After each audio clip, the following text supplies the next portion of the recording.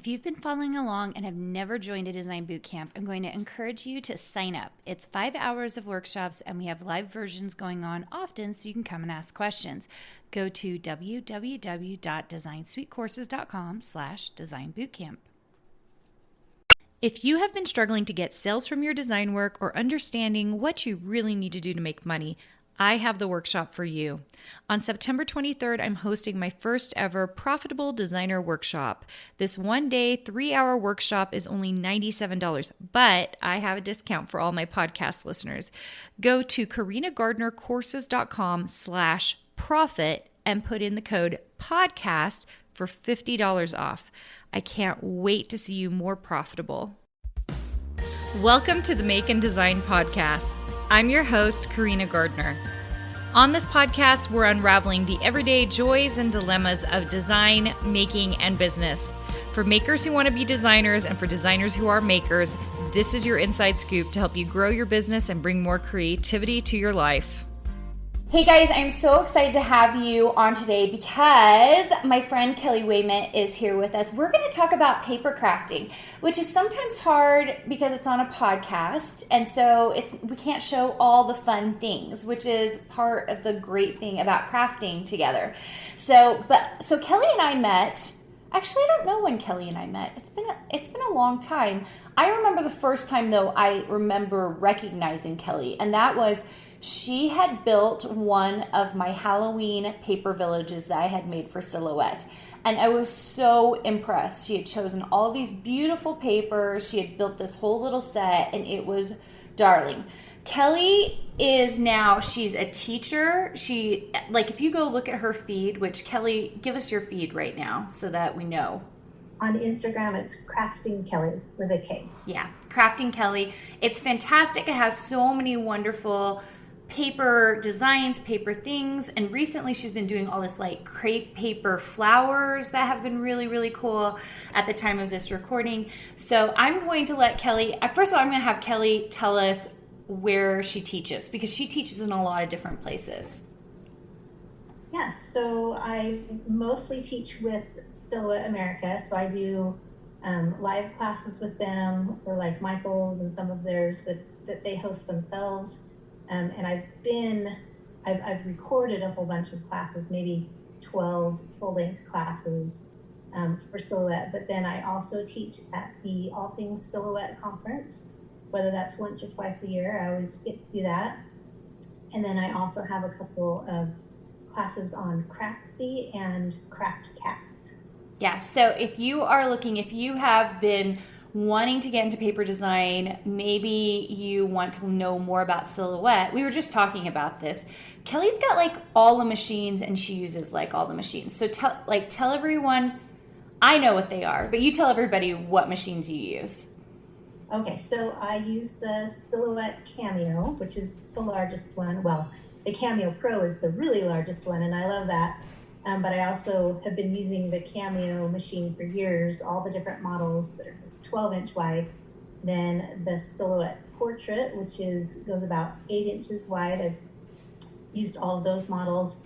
And then I also use the Silhouette Curio, which does specialty things like etching, engraving, and things like that. And then the Silhouette Mint, which makes stamps, and the Silhouette Alta, which is a 3D printer. I think I got all of those. I've like one of everything since 2008. Yeah, it is one of everything.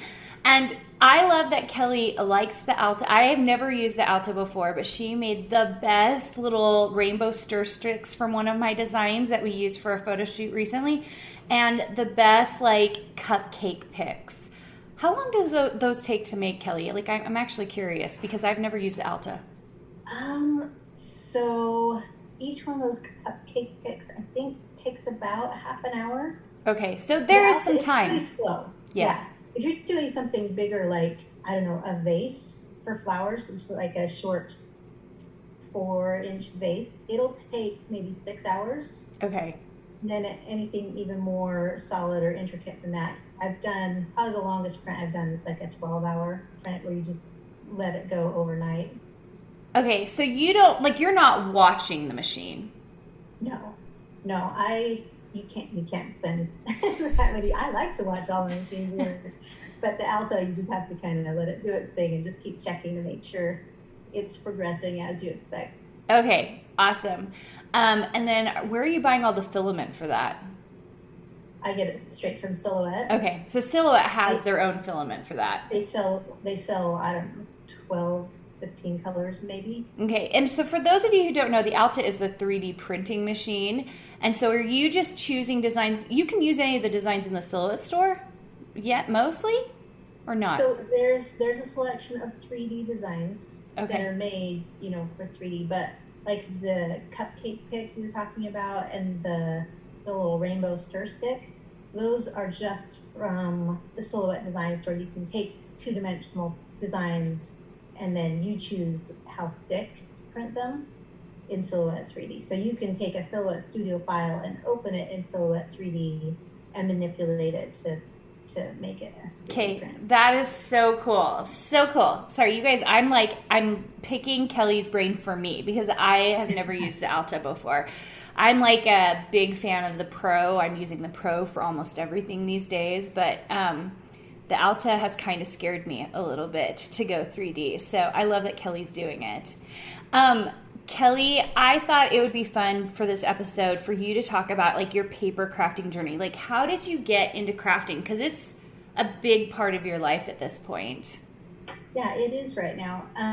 So I started scrapbooking and card making probably about the time my kids were born. I started having kids back in 2000. My husband told me I needed a hobby. That's what I chose. And so glad I did. And so for years, I would cut out everything by hand, scrapbook page titles or whatever. And these cutting machines started coming out. And I'm like, I'm saving so much money just cutting this, with scissors.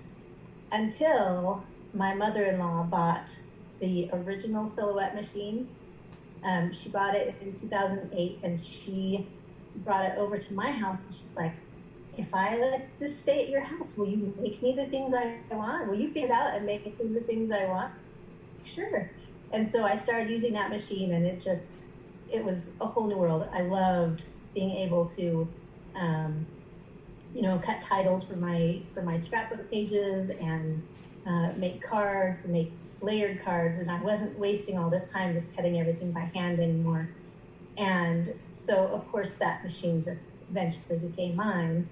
And so I had that one and I started teaching. It was cool, but nobody had any tutorials or anything about it. And so I started a blog and I started joining some forums and people would ask a question. I'm like, let me figure that out. And I would figure it out and then write a tutorial.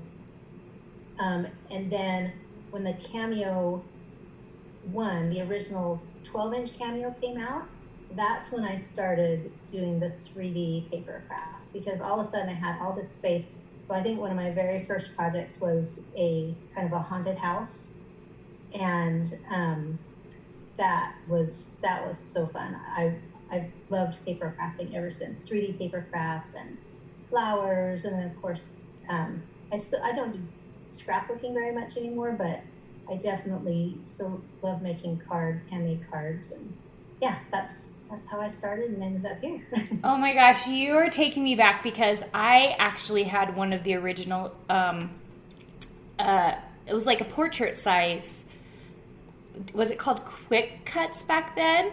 That's right, it was called. Silhouette machine. It was back when I was still teaching Illustrator. I had just finished my doctorate, and so I was teaching at a conference, and I went to them, and I said, hey, listen, I'm teaching this Illustrator class, and if you give me one of these, I'll demo it so they can see how to use Illustrator with the machine. Mm-hmm. So they gave me one, and I did it. And I used it once in a while, but I didn't use it a ton. It wasn't until I became the creative director of a scrapbooking company that I went full in and started the Silhouette shop and all that other good stuff. But I agree with you. I where I fell in love with paper crafting was truly when I started making 3D stuff. Like the 3D stuff has my heart. Yeah, I love it. It's so fun. Okay, so we're going to talk about this in another episode. So you guys hold your horses. You're going to see in next month, we are going to talk about Kelly's favorite things. I'm gonna put in some of my favorite things as well. But Kelly, tell me about, like, I want to know, like, what are some of the things that you have crafted that, like, you can describe, because we're on a podcast so we can't show them, that you, like, have really, really, like either was really, really simpler than you thought, or really, like, way more difficult than you thought to put together? As far as paper crafts? Paper crafts. Well, cards can be either of those. It's true. Cards can be so simple, and like the Cameo will do, any of the silhouette machines will do sketch pens, so it'll draw right onto your card, and so that's like super easy if you just have a cute sketch design that your machine will draw, and you pretty much, and you can add whatever sentiment you want because it does fonts. And so that's the easiest card. But then I've done some cards that have lots of layers. I'll add flowers to cards also, because I love making 3D flowers. And so I'll make them really tiny and add them to the front of cards. Okay, I haven't seen yours specifically, but I have been seeing people doing these tiny flowers, and I am like, so, like, my mind is blown. Like, are there special tools that you like to use to build these little tiny flowers? They're pretty easy. So the biggest tip for making flowers easier to work with is to spritz them with a little bit of water. And then all of a sudden they become kind of soft and flexible, and they don't really tear.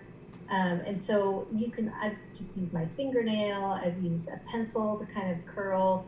There are flower shaping tools that are kind of like a big stylus with like a big round metal ball that you can use. I have been seeing those where people will put this like ball thing and like kind of rub it in the center, and like all the petals will kind of come up when they're super tiny. Yeah, so I've used those. That's not necessarily any better than just working it with your fingers, especially if it's a little bit moist. And then once you have it shaped the way you want, it's great for butterflies too. Shaping butterflies and flowers is really similar. But then you just set it aside to dry for 10 minutes, and then it's stiff and it holds the shape that you put it in. Okay. The spritzing the water, I have never heard before. So that is like, you guys, that's a gold trick. If you're a paper crafter out there, I am going to do that. In fact, I'm making pop-up cards for Halloween later today. And so I don't have any flowers for that. But like, I just love the idea of maybe doing a tiny spritz. So are you just using a little spray bottle or what? Or just a little tiny spray bottle of water. Okay. You want it to be a pretty fine mist. Even if it gets big droplets on it, it all dries, so it'll be okay. Okay, so I had a follow-up question to that, because I was just like, oh my gosh, how are you, like, you're really what's the heaviness of paper you like to use? Because I know what I like to use, but I think everybody's different. Yeah, I've used all kinds of cardstock. You do. So I like the Michaels. Yeah. A little bit thinner Michaels, but then I've also used like the basil is pretty heavy. So yeah, I go by color more than by weight. You do. So that was my question for you, because I'm thinking about the spritzing, and I'm going to try it. So I mainly use the Michaels 65-pound paper. Like, I'm almost exclusive. Like, they're big cardstock, and I'm like nervous to spritz it because it is so thick. But you're saying that it probably works. Yeah, I've used that. Okay. And it's paper, so it's cheap. If you just practice a little bit and make some mistakes, it's easy to redo it if you don't like how it turned out. It's easy. Okay. That's one of the things I love about paper is it's pretty cheap. It's true. And if you have multiples of the same color, it's not so scary to start cutting just into it. Go for it. Okay, do you have any other tricks you would love to tell anyone that you love using or doing? No. I thought that maybe like with the flowers or cards, if you're layering things, I do like to use like an ink pad to just add a little bit of definition so you can see the layers more distinctly. Yeah, I love that. Do that all the time. It adds extra time, but it does. It's all those little tiny details that add to the final result that makes it look really impressive. I know. You just saying that was like, I should get the ink pad out today for the Halloween stuff, because there are certain things that lend itself better, right? Like Halloween does lend itself better to having a little bit of ink pad on it. But I hate doing the ink pad because, first of all, like whenever the cuts are like really deep and trying to get the ink pad into them, I feel like I'm like crazy, which means I have to get out a little brush and I'll have to like kind of put it in the ink pad and try to get into those pieces, and then I'm like, once you start, you have to keep going. That is the problem. And once you start, if you've done one layer like that, it's like you have to do every layer, and if you have like 5 layers, you're like, dang it, why did I start this? Yeah. It always looks so beautiful, so I'm always glad to do it. Okay, you guys, Kelly, do you want to send everyone to your Instagram feed, or do you have like a place that you can send everyone if they want to learn more about you? Yeah, I would say my website. So findingtimetocreate.com is my website, and that's where you'll find like all of my tutorials and blog posts that are categorized. I think I've got a paper craft category that you can click on and bring everything up.